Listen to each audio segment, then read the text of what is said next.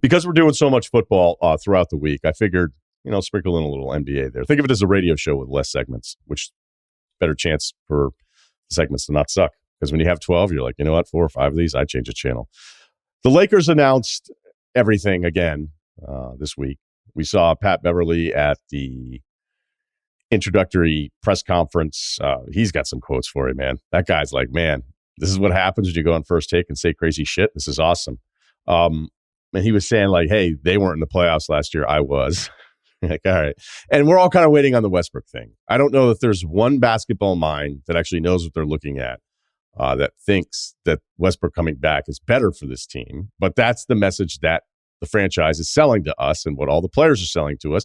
And that's what they're supposed to do. So I can chuckle about the defensive prowess of Westbrook and who he could be. And he could be a defensive player of the year, which I believe Pelinka said during Summer League. And yeah, I laugh and go whatever, but this is kind of what they're supposed to do. What are they can't tell us the truth here. So I can't give them a hard time for not doing that, because if they were to say, we'd love to get this guy out of here, but we don't want to attach the two first, he doesn't fit in. It's really stubborn basketball. Like all the things we've already talked about a million different times. So I'm not going to give him a hard time about not being truthful and painting the best version of this story. It reminds me a little bit. I remember when I was working and covering the Celtics, and again, covering the Celtics is a loose term there because I was just doing the pre-half and post-game stuff for them for a bunch of seasons.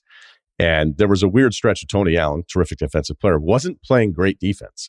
And yet his rep was that he was just this awesome defensive player. And later on with Memphis, he was all that, first team all defense and that kind of stuff. But he was having a stretch there where he just, was whatever. It was a little overrated. It was a little bit more about perception than it was about what we were seeing on the floor. And Doc Rivers was asked about his lockdown defense. And Doc was like, you know what? To be honest with you, he's not exactly playing that way. And it was before the trade deadline. And then I'd heard later on the story was that the front office was like, dude, if this guy's in a trade conversation, we don't need our coach advertising that he's actually a little overrated defensively right now. So that's just the way the game is played. But the other part of this that plays off of the LeBron storyline and things we've already touched on before, and the Sports Illustrated cover with his 2 sons, which is an incredible moment, it's the LeBron factor. Because as I've said numerous times, and I think after reading that article from Chris Ballard, which Ballard has a really good relationship with him. I remember Ballard years ago, over 10 years ago, wrote this book. And one part of the book was he showed up to interview LeBron with a scale in his hand because he wanted to know how much he weighed. Like that's what Ballard did as a reporter. He showed up with a scale and asked LeBron to get on it. He did not. He declined.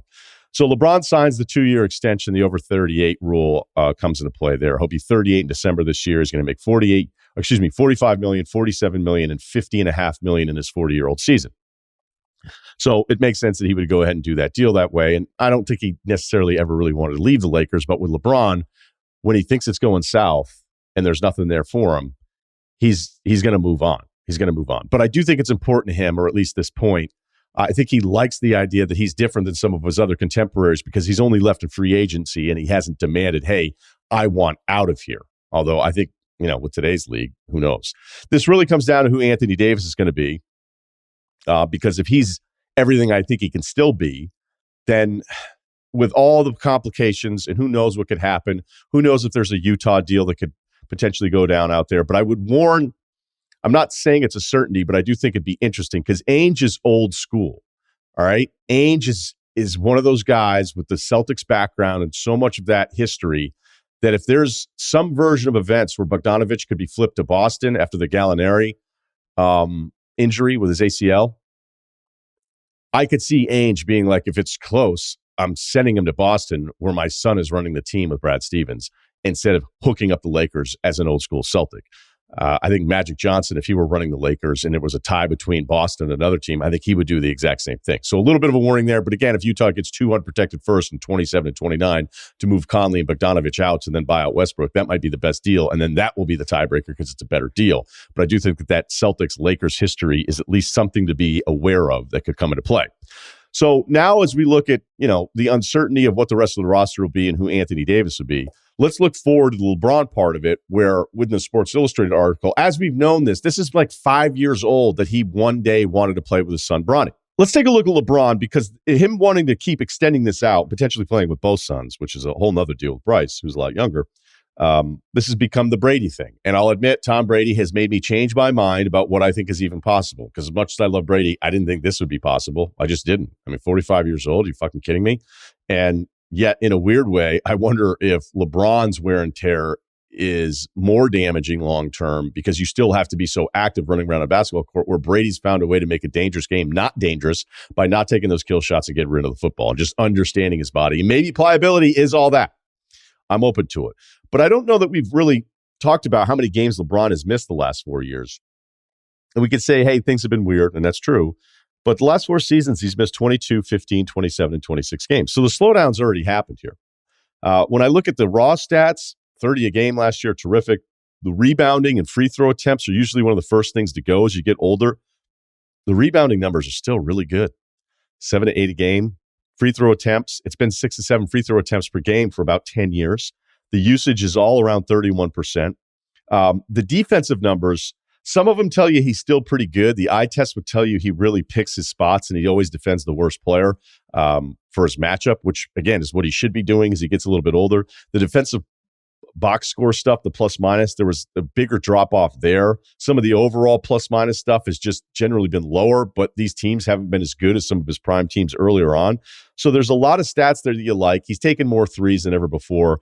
As you get older, you move further away. But as somebody who's going to be 38, like, a lot of these numbers still kind of hold up. And I don't really care about the defensive part because I think he finds ways to coast through games and a season and still put up absurd traditional numbers. So the other part of this is he is very calculated in what he's going to say. And we did talk about this when he was at the All-Star game, and all of a sudden he's just raving about Sam Presti. And you're like, okay, yeah, Sam Presti's pretty good. Like, what's going on here? And it was solely because Sam Presti and the Thunder have so many picks moving forward. He was doing that hoping that the compliment would entice Presti to be like, you know what? I'm going to take Bronny Jr. And then what is the goal? Because, I mean, these are things, by the way, that James confirmed again in the Sports Illustrated piece, because he said, I'm looking at teams, teams that have multiple picks down the road. So if you're another team and you're saying, all right, in 2023, we can take his kid because we might get him, I still don't know that LeBron, even after this season, would want to miss out on a chance at a ring more so than he would to have the historic feat of playing with his son, which has never happened before, a father-son. We haven't had the Griffies in basketball. That was the strategy. So there's another part where you go, okay, what's fair about his kids? Because in the past, I was like, I don't know if I really want to talk about whether or not his kid's going to be any good, because that's somebody's kid, and that's just me being older.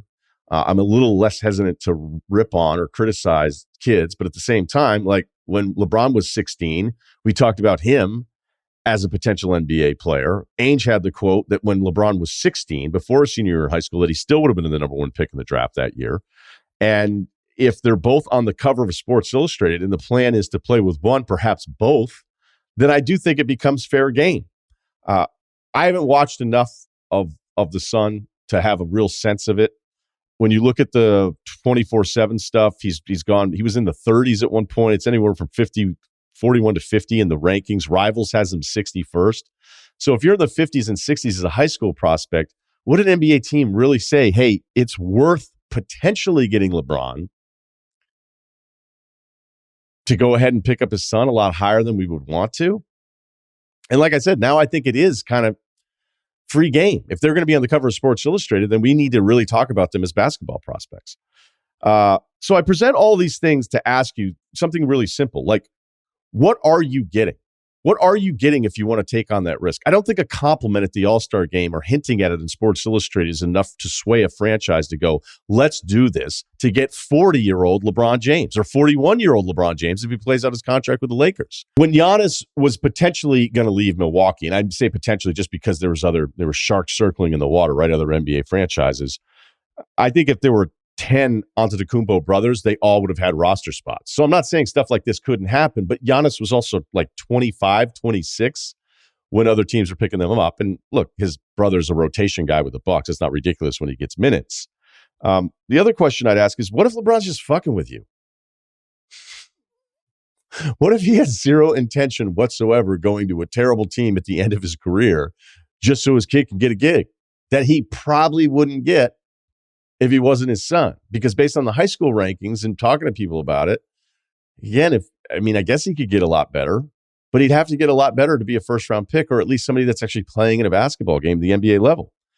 What if this is the Shabazz Napier thing, but there's just bloodlines involved in this?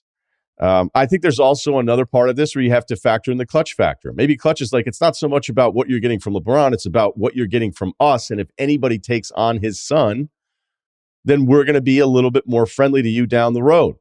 Like a little Contavious Caldwell Pope deal. Hey, give our guy $20 million for 1 year, and maybe LeBron will end up here. That can't be ruled out. The irony of all of this is that if LeBron had probably stayed with one franchise, and again, no issues whatsoever from him jumping from franchise to franchise, the modern version of sports is what's going to happen forever with all of our stars. It's going to start happening with quarterbacks more and more that have enough juice to force their way out. It's just what it is, right? The transfer portal is what it is in college football. This is kind of what we have in the NBA. The irony, again, is that if LeBron had played with one franchise for 20 years, I'm not saying he should have, but if he had that kind of relationship with one franchise, the franchise might feel indebted to him to the point of like, let's do something here for our guy at the end so that it is about his legacy. Because maybe the play here is that it isn't so much about the total number of rings. The legacy is doing something historic and playing with his son and something we've never, ever seen before. Because I do think that that'd be part of the message. But I'd still ask the team doing it, what are you getting on your end of the deal to essentially what it looks like now, do a Hall of Famer a huge favor?